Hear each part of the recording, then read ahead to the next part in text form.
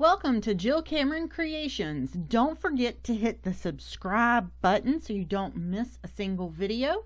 We are doing cards today for the Maker Forte blog. Hey, I am Jill with Jill Cameron Creations, and today we're going to be making some birthday cards using patterned paper. Patterned paper is a wonderfully easy way to make cards very quickly, but you don't want them to be plain. So we're going to spice them up. So I'm going to show you how to do that. And these are pattern papers from Maker Forte, since we are over on the Maker Forte blog. So let's get started.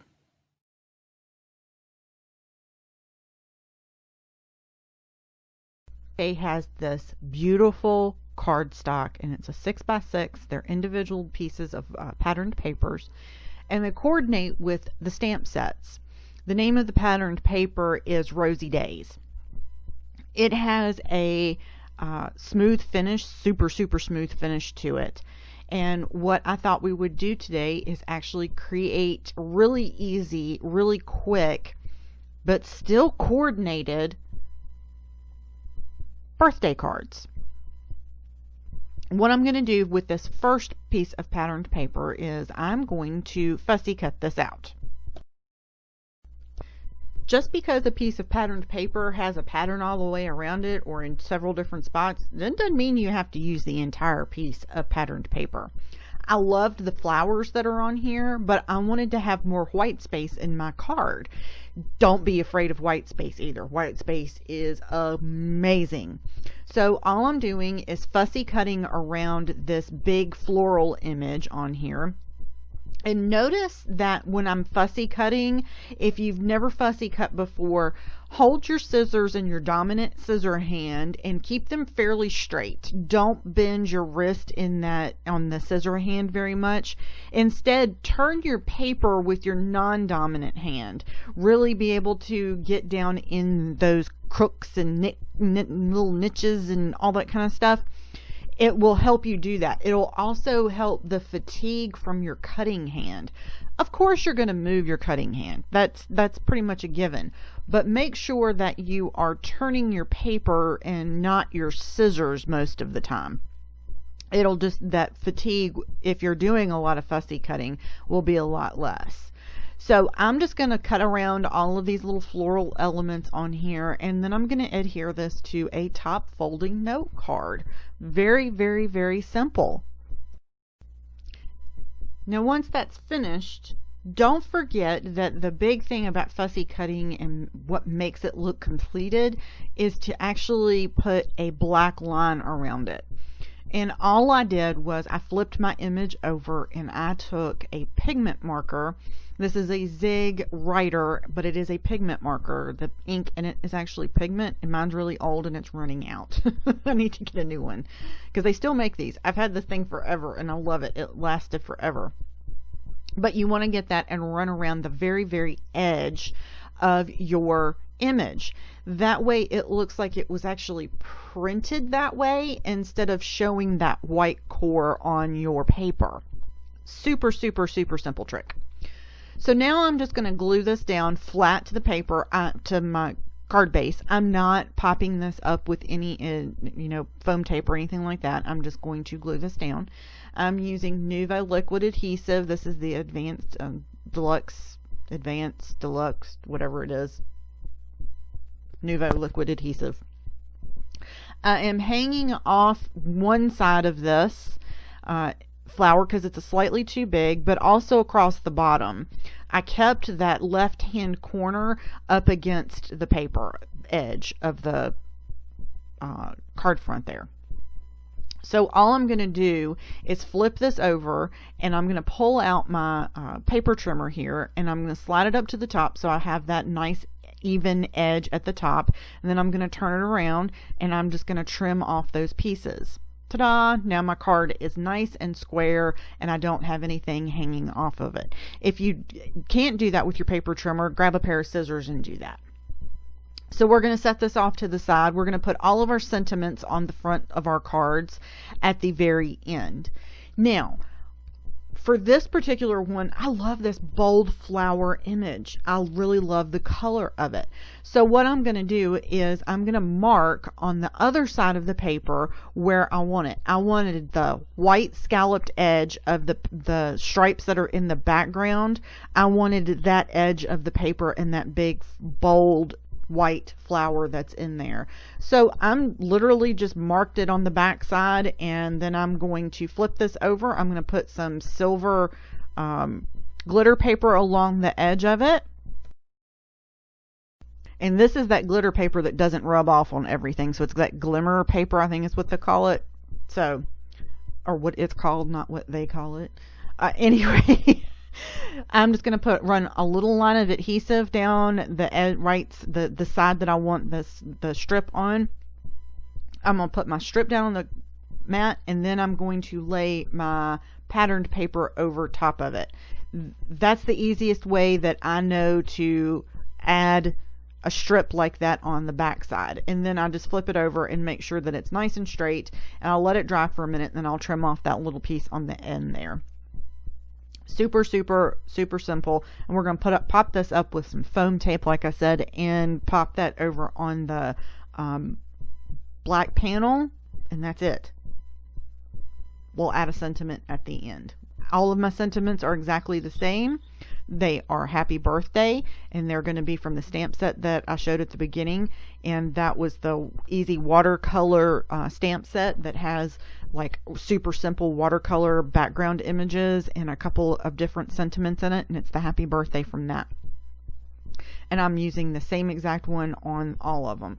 So this is a good thing to do for, let's say you are a supervisor, or you're the person that just gives everybody a card at the office, or you're a teacher and you want to be able to give cards to some parents, or I don't know, a million different reasons, even your family, friends, anybody. You can make a whole bunch of cards with this method very, very, very quickly.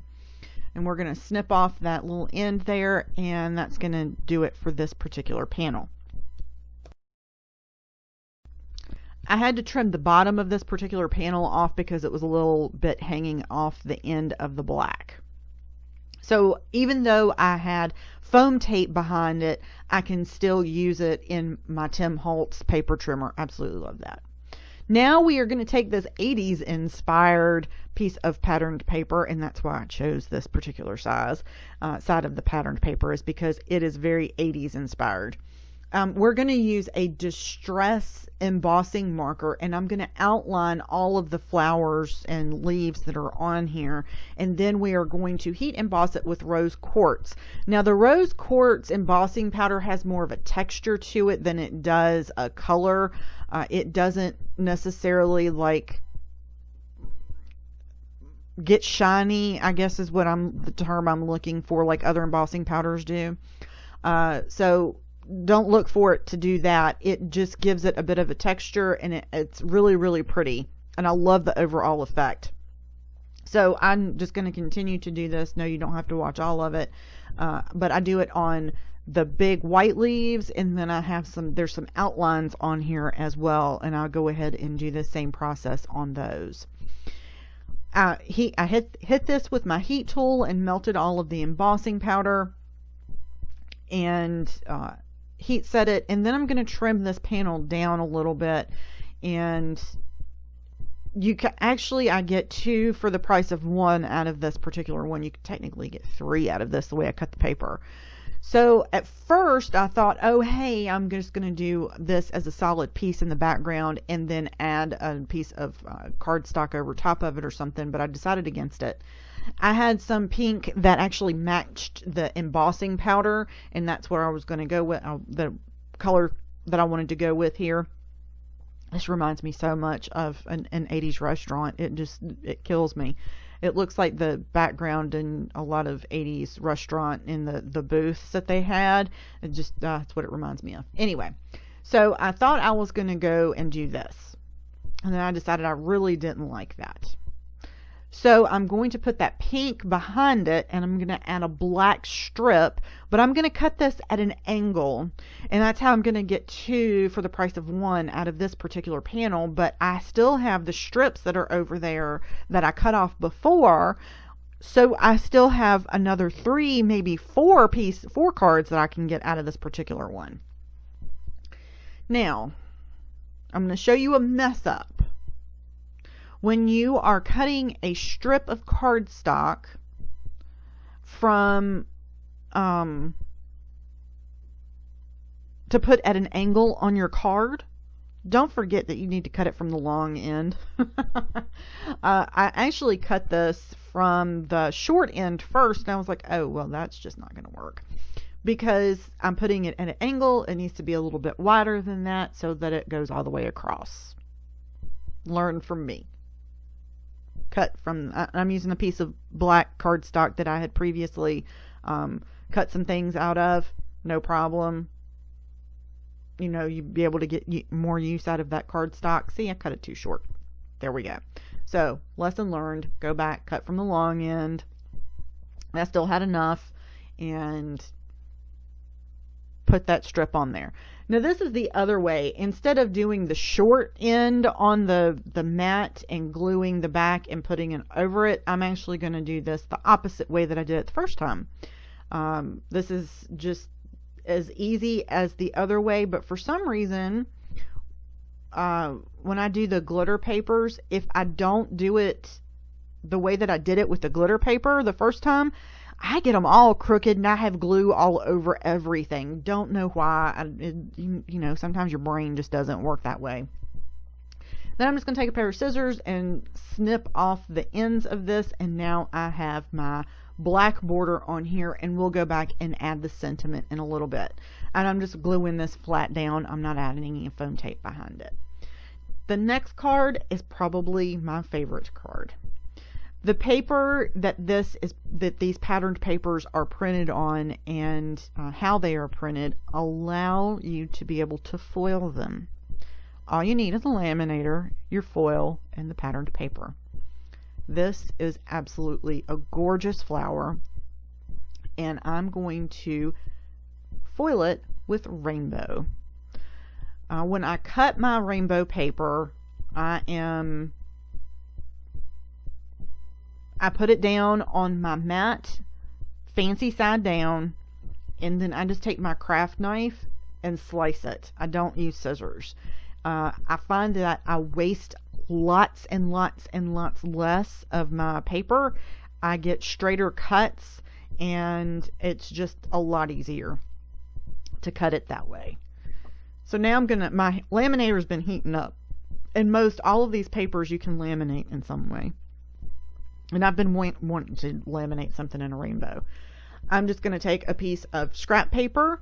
This is just a piece of scrap paper, and I'm going to put it through my laminator, and I run it through twice just to make sure that I get it really well and it's all nice and flat. And here's the result. Isn't that gorgeous? Oh, it's so pretty. Now I'm going to trim this panel down, and I'm going to trim off just a shade of the petal and the leaf there, and then I'm going to make it 4 1/4 inches wide, and then I'm going to do the same thing for the top of it. I'm not going to cut anything off the bottom. I'm just going to cut off the top and make it 5, and that's my entire background. I'm not doing anything else to it. That's it. I foiled it. It's beautiful. I'm going to stick this on the front of a card. Glue it straight down. Done. The back side of that will foil too. Most all of these will foil. And remember, these are from the Maker Forte blog, and these are the Rosy Days patterned papers that coordinate with the stamps. Absolutely gorgeous. Beautiful, beautiful, beautiful. All right, so next we are going to do our final one, which is this great big huge bouquet of flowers. And I decided I was going to keep this really simple as well and make the color of this really pop. And I'm going to die cut this with a stitched rectangle frame. I thought maybe I was going to trim it down, and I was like, nope, I'm going to trim this out with a stitched rectangle frame. So I'm going to pull my stitch rectangles out here. These are all the MFT ones. They are no longer being manufactured, which makes my heart hurt for people that don't have these, because they are amazing. I love these dies, but I'm pretty sure we can find some that are comparable to that as well. So we're going to go ahead and we die cut this. I'm going to pop this up on a piece of black cardstock. But before we do that, I'm going to pull out the stamp set and I'm going to add some kaleidoscope powder in the black hole color. And that's just the black color of the kaleidoscope powders. I am going to take the stamp, I'm going to put it on a stamping block, and I'm going to stamp it at 2 corners. And I'm going to use the Hive embossing ink to do that. And then I'm going to take one of the tiny little brushes and tap it very, very lightly in the kaleidoscope powder and put it over in the lid of it. And then I'm just going to take that brush and go all over the piece of black cardstock with it. Once that's done, it's really easy to clean it off and clean up any of the excess.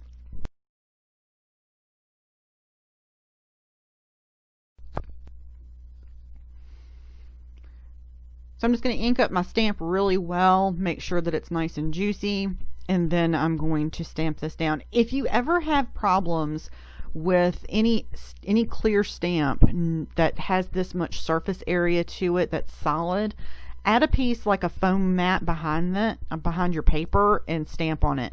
It will actually help the image all the way around and in the middle. The little brushes that I'm using and the big brush that I'm going to use here in just a second are all available over on the Maker Forte shop. Absolutely love this little brush, and see I'm getting powder everywhere.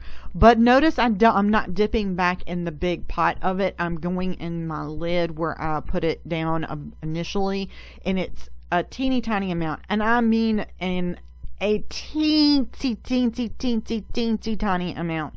This stuff will last forever. So here's the big brush. You can get this one over there too, and it's rainbow and it's shiny. It's rainbow and it's shiny. I actually got me a new shower curtain the other day, and it's a rainbow. It's just solid rainbow. It's so pretty. I love it. And here is our panel on here, and that's it. I'm super simple. And I think maybe I decided here that I wasn't going to do any foam tape. Yep, I decided I was going to keep this really easy and just glue this down. You could pop this up with some foam tape, not a problem. The sentiment, I'm using the happy birthday sentiment that is included in the stamp set that we just used, and I'm going to stamp it in VersaFine Onyx Black ink. It's pigment ink. And then I'm going to clear heat emboss it. Not white heat emboss it, clear heat emboss it. And then I'm going to use my Silhouette Cameo Pick Scan mat, and I'm going to cut it out. I like to have a border around my sentiments, and I am not a fussy cutter in that manner. I don't have it won't be even, and it will drive me nuts. There's some things that I'm a perfectionist about, and there's some things I'm not. And when it comes to that white border around things, if I'm going to have a white border, I want it to be even around all of it. So I use my Pick Scan mat and my Silhouette to do that, is to make sure that I have a really nice white border around things that don't have a coordinating dye with them. VersaFine Onyx Black ink is a pigment ink, and it's super light. Not super light. That's not why I want it. It's super dark. That's why I really like it. And I'm going to get a really good impression from it the first time that I stamp with it. I'm not going to have to restamp it. And I knew I wanted to clear heat emboss these sentiments, so I used pigment ink instead of doing black and then stamping over it, like using Misty and stamping over it in embossing ink and then clear heat embossing it. I just went ahead and stamped it in pigment ink and went ahead and did clear embossing over it. And I literally clear embossing powder and just dump it on there, and ta-da! I really like the pigskin mat that is included with, that's not included, but it is a feature of the Silhouette Cameo line of products. If you've never used it or you're not sure what it is a mat that has special markings on it that the machine itself can read. So you put your paper on there in your image and you take a picture of it and you upload it into the software and put the mat and everything into the machine, and it knows exactly where to cut. And that is it. It's magic. It's super magic, and I love super magic. And there's the pigskin mat. All the little black squares and the black L's and that kind of stuff all over it are the markings that the machine itself reads. And I just take a picture of it and upload it, and it comes out perfectly. See? And now I'm just pull all of my sentiments off here, and then we're just going to glue these straight down to the front of the card.